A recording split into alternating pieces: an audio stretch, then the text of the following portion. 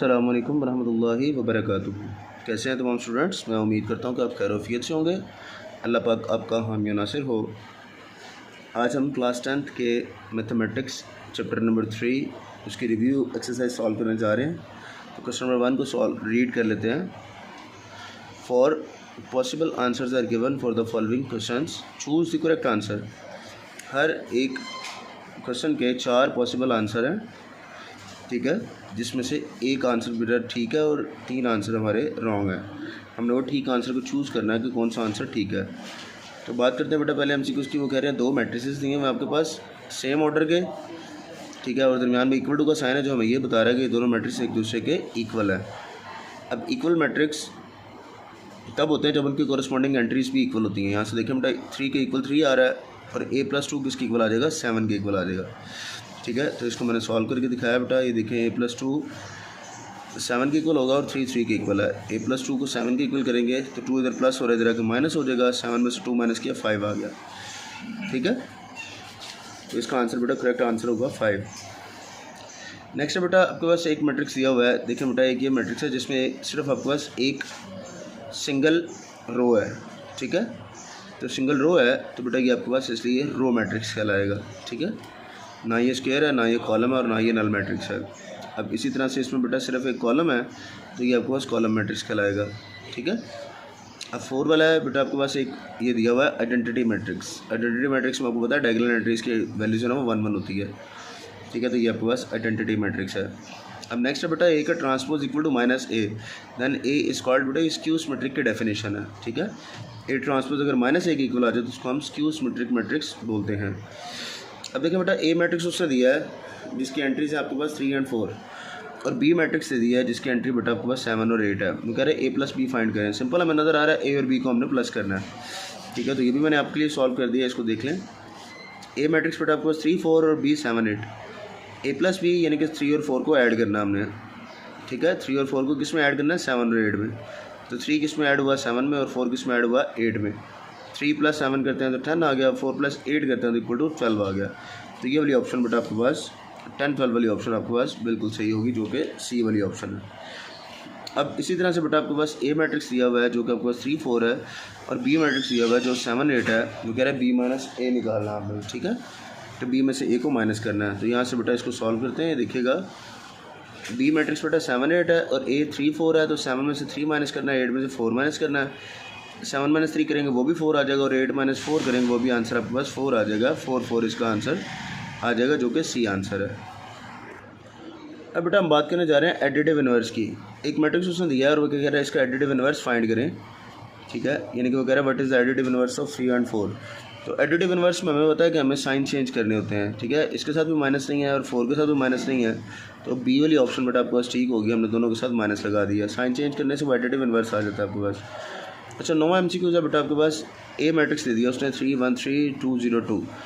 अब इसका ऑर्डर बेटा आपके पास क्या है? 2/3 है, यानी कि इसकी 2 रोज़ हैं और 3 इसके कॉलम है। ये देखें इसकी 2 रोज़ हैं, एक ये रो है और एक ये रो है, और इसके 3 कॉलम है, ठीक है। एक ये कॉलम, एक ये कॉलम और एक ये कॉलम। अब अगर जब इसका ऑर्डर लिखते हैं तो आपके पास ऑर्डर आएगा 2/3, पर अगर हम इसका ट्रांसपोज लेंगे तो वो इसका बेटा 3/2 ट्रांसपोज आ जाएगा, ठीक हो गया। ये इसका आंसर ये वाला आ जाएगा। अब लास्ट वाला एमसीक्यू है बेटा डिटर्मिनेंट का साइन लगाया हुआ है। वो कह रहा है इस मैट्रिक्स का हम डिटर्मिनेंट लें तो हमारे पास आंसर क्या निकलेगा।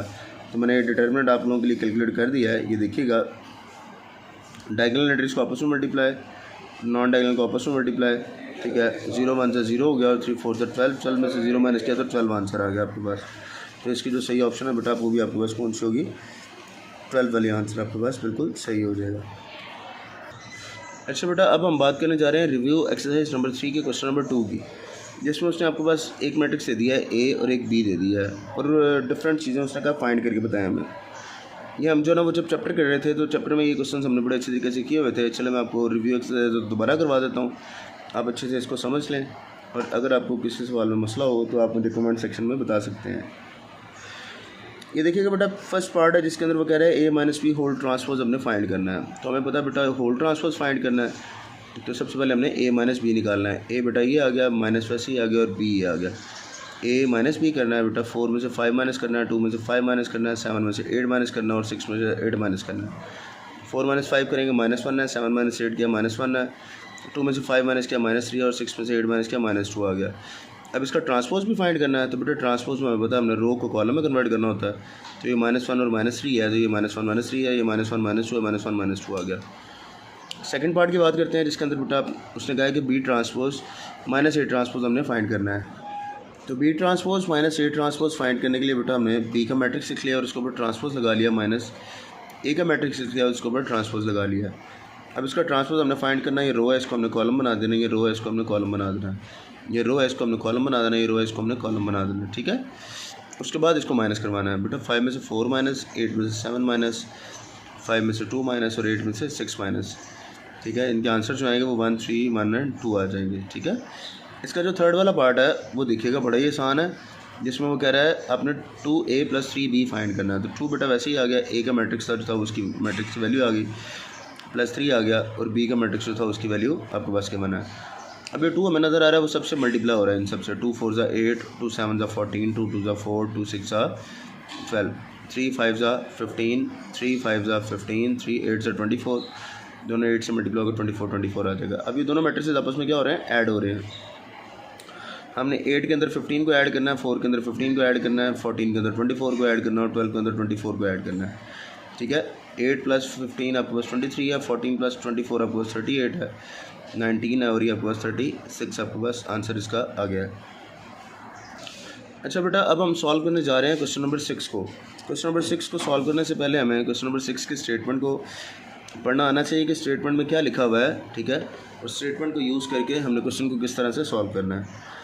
लिखा हुआ है find 2 numbers by using matrices such that twice the first added to the second makes 21। ये देखिएगा बेटा, ट्वाइस द फर्स्ट यानी कि पहले का हमने ट्वाइस करना है, यानी कि ट्वाइस होता है डबल करना, and add to the second makes 21 and twice the second add to the first makes 27। यानी कि करना हमने ऐड ही है, पहले एक को ऐड ट्वाइस करना है, फिर दूसरे को ऐड करना है। यानी कि जब ट्वाइस करेंगे बारी बारी, देखें बेटा हमने लेट कर लिया उसको, सोल्यूशन स्टार्ट करते हैं इसका। फर्स्ट नंबर आपके पास x है, सेकंड नंबर हमने y लेट कर लिया। फर्स्ट कंडीशन देखें बेटा, फर्स्ट को ट्वाइस किया और दूसरे को उसके अंदर ऐड किया, वो 21 हो गया। सेकंड कंडीशन में क्या था बेटा, सेकंड को ट्वाइस किया और फर्स्ट में ऐड किया, वो 27 हो गया। ये आपके पास 2 इक्वेशंस बन गई हैं। हमने इन दोनों इक्वेशंस को इस्तेमाल करते हुए हमने क्या किया, हमने मैट्रिक्सेस बना लिए इसके, ठीक है। मैट्रिक्सेस बनाने के बाद बेटा उसने मेथड का नाम हमें नहीं बताया, हम जिस मर्जी मेथड से इसको सॉल्व कर सकते हैं। तो मैं बेटा इनवेरिएंट मेथड इस्तेमाल कर रहा हूँ, ठीक है। ये देखिएगा बेटा, ये मैट्रिक्स A हो गया, ये मैट्रिक्स X हो गया और ये B हो गया। अब A हमें पता है इधर मल्टीप्लाई हो रहा होता है, उधर जाके उसने क्या होना है, इन्वर्स होना होता है, ठीक है। तो ये A इन्वर्स का जो फॉर्मूला होता है वो adjoint of A over A determinant होता है, ठीक है। अब हमने A डिटर्मिनेंट और A एडजॉइंट निकाल के यहाँ पुट करना और B से मल्टीप्लाई करवा के X की वैल्यू हमने निकाल लेनी है। तो सबसे पहले बेटा हमारे पास A मैट्रिक्स जो दिया हुआ है हमने उसको टेक कर लिया है, और उसका डिटर्मिनेंट लगाने के लिए हमने उसका डिटर्मिनेंट का साइन लगा लिया। अभी देखें इसकी डायगोनल एंट्रीज हैं, 2 2 ज़ा 4 है, हमने डायगोनल एंट्रीज लिख ली। नॉन डायगोनल एंट्रीज 1 1 ज़ा 1 है, 4 में से हमने 1 माइनस किया तो 3 आ गया। इट्स नॉट इक्वल टू 0, इसका मतलब है कि आपके पास A का डिटर्मिनेंट 3 आ रहा है, 0 नहीं आया। इसका मतलब है सोल्यूशन जो पॉसिबल है ये नॉन सिंगुलर है, ठीक है।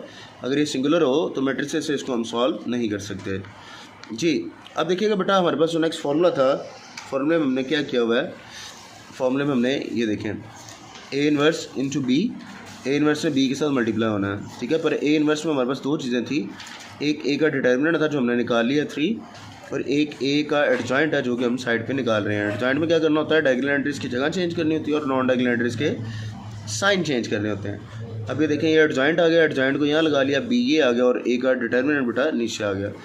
अब 2 को मल्टीप्लाई करवाना है 21 से, -1 को मल्टीप्लाई करवाना है 27 से, ठीक है। इसी तरह से -1 को मल्टीप्लाई करवाना है 21 से और 2 को मल्टीप्लाई करवाना है 27 से। फर्स्ट रो को फर्स्ट कॉलम से, सेकंड रो को फर्स्ट कॉलम से, ठीक है। ये बेटा 2 को 21 से मल्टीप्लाई करवाया 42 आ गया, 27 को 1 से मल्टीप्लाई करवाया 27 आ गया, 21 को 1 से मल्टीप्लाई करवाया 21 आ गया, और 2 को 27 से मल्टीप्लाई करवाया 54 आ गया, ठीक है। ये वाला जो 3 था इसको हमने 1/3 साइड पे लगा दिया। अब 42 में से 27 माइनस किया 15 है, 54 में से 21 माइनस किया 33 आ गया। अब ये 3 है बेटा, इस 3 ने इन दोनों के साथ जाकर डिवाइड हो जाना है। 15 से 3 डिवाइड करेंगे 5 आ जाएगा, 33 से 3 डिवाइड करेंगे तो 11 आ जाएगा। ये आपके पास बेटा x और y की वैल्यू आ गई हैं जो कि आपके पास 5 और 11 आई है। यानी कि 5 का अगर आप डबल करते हैं, ठीक है, 5 को 2 से मल्टीप्लाई करवाते हैं तो 10 आएगा, और वाई इसमें ऐड करेंगे तो 21 आ जाएगा, जो कि उसकी फर्स्ट कंडीशन थी। और सेकंड कंडीशन क्या थी कि अगर हम सेकंड को डबल करते हैं, यानी कि इसको 11 को 2 से मल्टीप्लाई करवाते हैं तो 22 आएगा, और 5 उसमें ऐड करवाएंगे तो 27 आ जाएगा। जो उसकी रिक्वायर्ड कंडीशन थी उसके अकॉर्डिंगली हमने एक्स और वाई के नंबर निकाल लिए हैं। मैं उम्मीद करता हूँ कि आज का लेक्चर आपको बड़े अच्छे तरीके से समझ आ चुका होगा।